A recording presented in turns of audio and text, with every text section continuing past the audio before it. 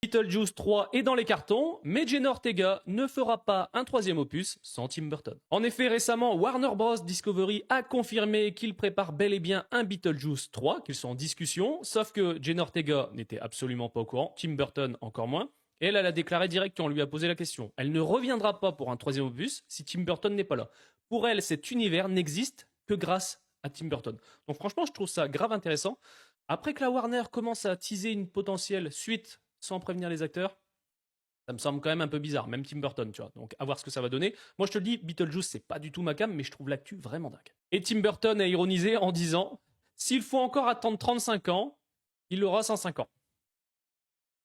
Oui, oui, parce que comme tu le sais, entre le premier Beetlejuice et le deuxième, il y a eu quand même pas mal d'années, donc il a raison.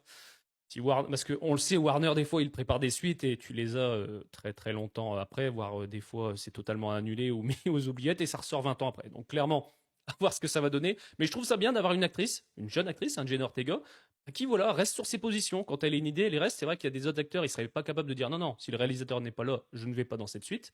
Là, je trouve ça intéressant. Mets-moi dans les commentaires ce que tu en penses et si tu es pressé d'un Beetlejuice 3.